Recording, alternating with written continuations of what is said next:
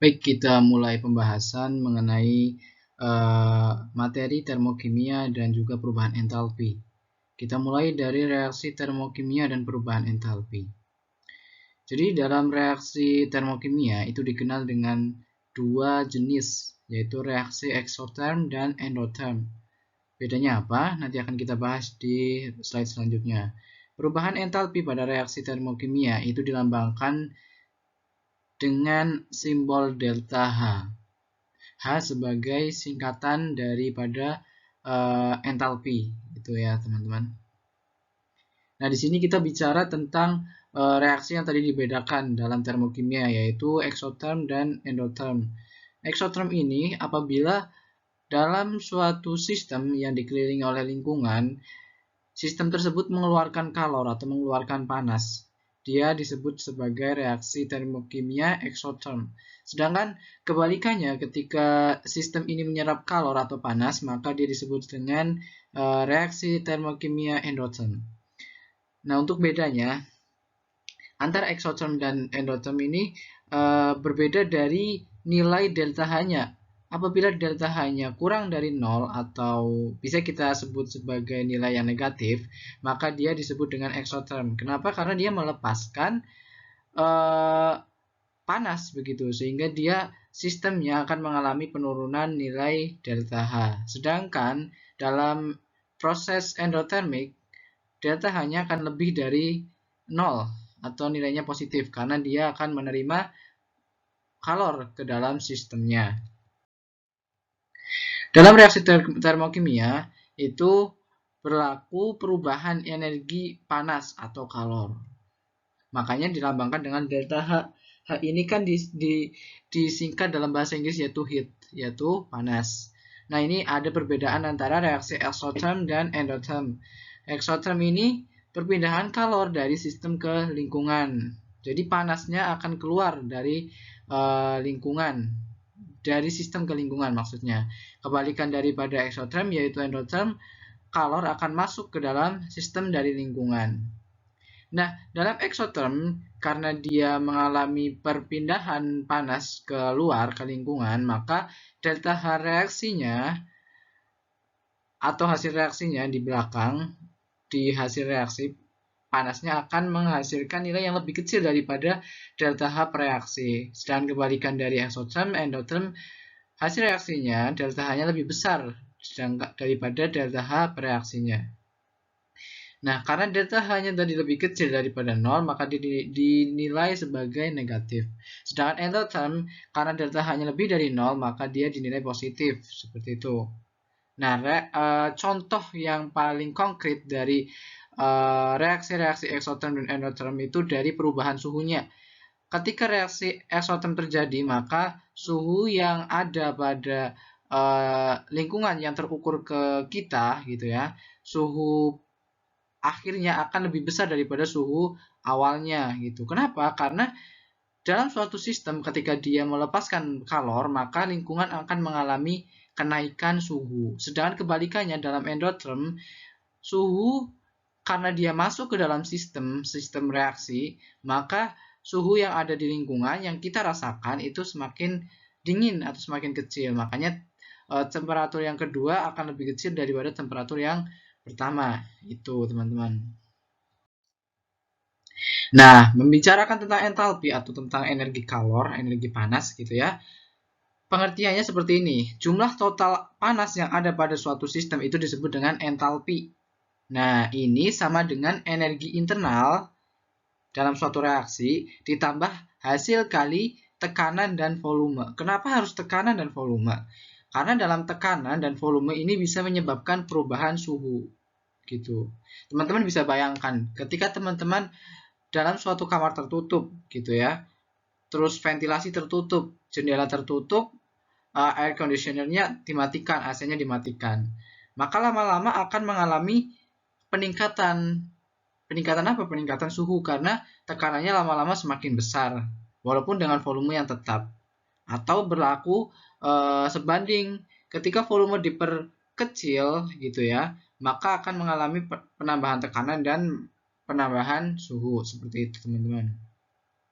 Nah, dalam formulasi matematikanya bisa dipahami sebagai delta H sama dengan U ditambah P kali V. Gitu. P dan V ini sebagai pressure dan volume. Gitu ya. Nah, ketika membicarakan entalpi, ada 3 bagian yang berlaku. Pertama, 2 bagian yang berlaku maksud saya. Pertama, lingkungan dan juga sistem. Gitu. Nah, jenis perubahan entalpi, ada perubahan entalpi pembentukan, perubahan entalpi penguraian, perubahan entalpi pembakaran, penetralan, penguapan, peleburan, sublimasi, pelarutan, dan lain sebagainya. Nah, di sini ada checkpoint, silakan teman-teman cari perbedaan di antara pengertian atau yang membedakan antara perubahan entalpi A, B, C, D, E, F, G, dan H begitu. Lalu dilanjutkan dengan penentuan delta H reaksi. Ya, jadi delta H atau perubahan entalpi bisa ditentukan dengan beberapa metode. Pertama dengan alat gitu ya. Ada alat namanya kalorimeter gitu. Dalam kalorimeter kita akan mendapatkan variabel-variabel tertentu yang bisa dimasukkan ke dalam rumus. Ya, kita menggunakan rumus Q sama dengan M kali C kali delta T atau Q sama dengan C kali delta T. Ini sama kayak penggunaan rumus di fisika gitu, hampir mirip. Nah, delta H-nya didapat dari minus Q dibagi mol. Nah, di sini ada keterangannya, bisa teman-teman baca sendiri ya. Lalu yang kedua, di sini ada metode penentuan delta H reaksi berdasarkan data entalpi pembentukan standar. Jadi di sini ada patokannya ya, teman-teman. Menggunakan formulasi delta H reaksi sama dengan jumlah delta H produk dikurangi jumlah delta H reaktan. Nah, di sini ada patokan dari nilai-nilai yang ada gitu. Contohnya di sini kita ambil contoh delta H pembentukan H2O dalam bentuk gas. Dia mengalami atau mempunyai nilai entalpi dengan nilai minus 241,8. Tandanya dia mengalami reaksi eksotermik. Ya, dia akan mengalami pelepasan energi gitu. Pelepasan energi panas. Makanya dia mempunyai nilai delta H negatif. Lalu yang ketiga, ada penggunaan hukum Hess untuk menentukan delta H reaksi. Nah, hukum Hess ini apa? Perubahan entalpi suatu reaksi hanya tergantung pada keadaan awal reaksi dan keadaan akhir produk reaksi, tidak tergantung pada jalannya reaksi. Jadi contohnya di sini nih ada penggambaran.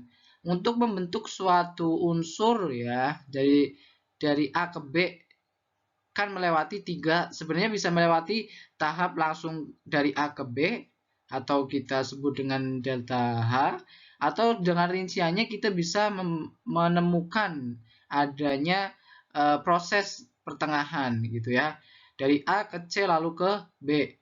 Nah, untuk rincinya sebenarnya delta H sama aja delta H1 ditambah delta H2 sebenarnya gitu teman-teman. Nah, di sini kan lebih mudah kan nih untuk penggambarannya. Bahwasanya delta H itu sama dengan penjumlahan antara delta H2 dan juga delta H1. Hukum yang berkaitan dengan termokimia gitu ya. Pertama ada hukum Laplace yang dikemukakan oleh Marquis de Laplace pada tahun 1749 sampai dengan 1827 yang menyatakan bahwasanya Laplace ini mempunyai teori bahwasanya jumlah kalori yang dilepas pada pembentukan suatu senyawa dari unsur-unsurnya sama dengan jumlah kalor untuk menguraikan senyawa itu menjadi unsur-unsurnya. Gitu. Jadi jumlah kalor yang digunakan untuk membentuk sama dengan jumlah kalor yang digunakan untuk menguraikan lagi, gitu teman-teman. Contohnya di sini ada pembentukan air ya di sini. Terdiri dari unsur-unsur gas hidrogen dan juga oksigen. Dia akan membentuk air dengan nilai delta H minus 68,3. Sedangkan delta H penguraian daripada air akan membentuk gas hidrogen dan juga gas oksigen dengan delta H kebalikannya yaitu positif 68,3. Jadi di dalam hukum Laplace ini sebenarnya nilai daripada delta H itu saling berkebalikan, akan tetapi besarnya sama gitu. Yang kedua, hukum yang berkaitan dengan termokimia yaitu hukum Hess. Tadi sudah sempat disinggung, dicetuskan oleh Henry Hess yang konsepnya tentang perubahan entalpi itu adalah fungsi keadaan. Maksudnya apa? Seperti ini teman-teman maksudnya. Perubahan entalpi reaksi bergantung pada keadaan awal. Ya, keadaan awal si zat reaksi dan juga keadaan akhir zat hasil reaksi dan tidak bergantung pada proses atau jalannya reaksi. Ya, tadi yang sempat dibahas di awal, delta H reaksi itu penjumlahan daripada tiap-tiap delta H yang ada gitu. Lalu hukum yang berkaitan selanjutnya yaitu hukum kekekalan energi. Mungkin di semester 1 kelas 1 atau kelas 10 pernah dibahas tentang kekekalan energi gitu. Bahwasanya energi dalam kimia atau fisika itu tidak dapat diciptakan atau dimusnahkan. Hanya bisa terjadi perubahan bentuk saja. Gitu teman-teman. Nah, di sini ada beberapa checkpoint teman-teman bisa kerjakan. Untuk cara detailnya teman-teman juga bisa cari karena banyak referensi ya. Selamat mengerjakan.